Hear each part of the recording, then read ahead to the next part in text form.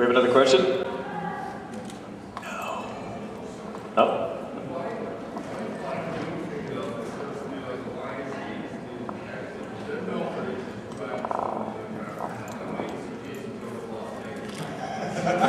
Say, that's a good idea. I really have no idea. You mean pick it up? It already had distribution. It was already a production company, and it just. You know what? I think it's because those guys. That's kind of like I think kind of sort of become their MO. You know what I mean? Like with the Texas franchise, and they've done well by it. Like you said, they pay attention to what the fans think. What you guys want to see, what you don't want to see, what's going to work, what's not going to work. And I think because they've done that so well. They did the same thing with this. They're doing that with Elm Street now. And hopefully, they do the same thing. They listen, and we get what we want as fans. Because at the end of the day, that's what it's all about, right? So. Lower Manhattan. That's the pitch. We haven't sent him to Lower Manhattan yet. That's so funny. Let's do Jason in Harlem. We'll get Bernie Mac's dead, isn't he? We'll get Chris Rock. That would be hilarious. And Chris Tucker. So we can bullet as Tucker, Rock, Jason, Harlem. Boom. At one point I did call the writers up, because I knew they were writing the sequel, and I go, hey, if you guys need some ideas, I got a lot of ideas. And I was playing dead serious. I go, what about this? What if Jason is chasing like a camp counselor around like this in a camp, but there's like this giant tiki idol, and they touch it at the same time, but they switch personalities. You can call it Freaky Friday the 13th. Yes. I feel like, shut up. What are you hearing, idiot? Get out of here. I'm like, okay, see you guys later. Bye. That's so stupid. Have Arlen, have you or Amrika been approached for any other horror films since the Friday the 13th franchise come out? What have you said yes or no to? I've auditioned for one.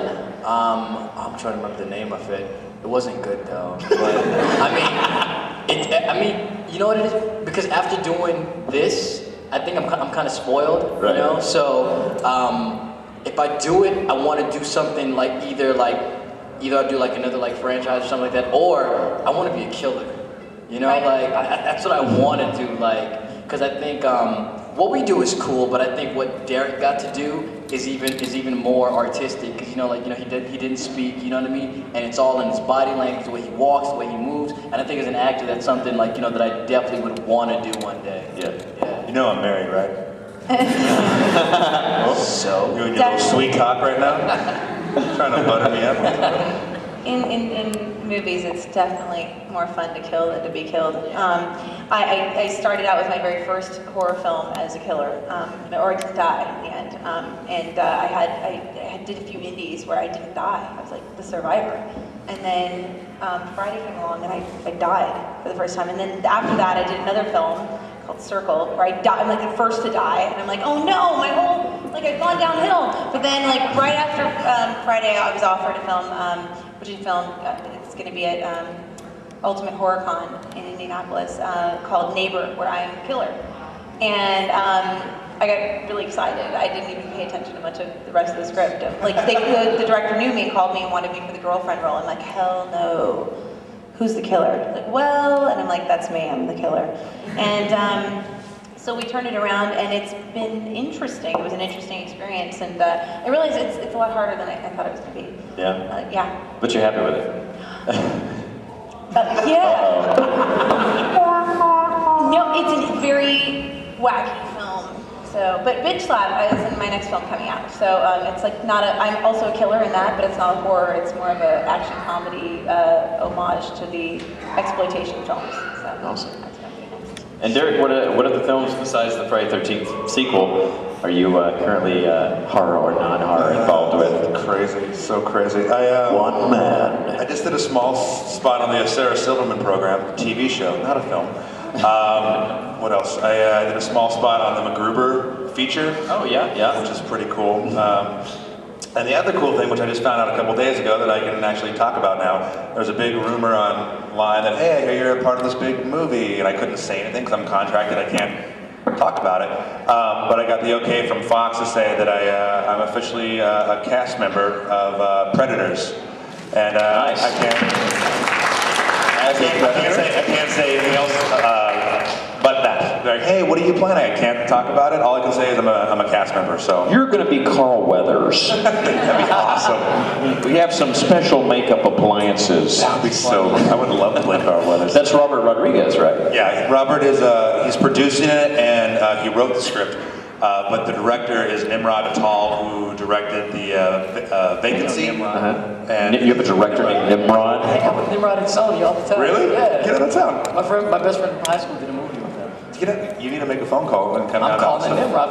We're working together. Yes. And I know Greg Nicotero, who's been a guest here. Yeah, from he's doing the effects on it. all the effects. Yeah. Right. But you cannot confirm or deny what you are. I or cannot if confirm you or are. deny what I am or doing on the show. Okay, do we have another question? I love the Commando child. Oh, there's a child. There is a child in here. How did we miss that? It's like it's Troll 2 and it just keeps appearing out of nowhere and disappearing. I'm like, what the hell? It's awesome. The next slasher movie. I love it. He's slowly getting away. Never for me. What was the, all three of you, what was the most dangerous stunt you did in the movie? What? The most Dangerous stunt. A dangerous stunt? That was probably off camera at the bars in Austin when everyone was intoxicated, then coming back to work the next Monday and pretending you're not intoxicated. No, I'm joking. That's a bunch of lies. I can tell you the most dangerous stunt.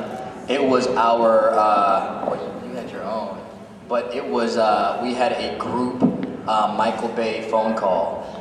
And no, it was good. It was good. Like this before we filmed, like he lit into everybody, and it was real. Like, you know, like it was like, hey, here you are, you're working. Like, you know, let's get the job done. In all fairness to Michael, there had been a lot of people who did not respect what this was. Right. They thought that being a Friday the 13th was just going to be a big party, and they were going to bring alcohol and whatnot, and not commit to film. And that there was some firing that went on. Yeah, it wasn't. It was a massacre of actors right at the top, and so I was a replacement. I came in after somebody was fired, for instance, and so of course there were these phone calls, which were, I guess, necessary to let people know this is serious. It set everybody straight, you know, which for me, like I was good. Did he set up explosions when he would call? Michael Bay is on the phone. And I can tell you that's why I was so focused on my death scene. You know, I said, I'm not going home. Not me. I gotta study, guys.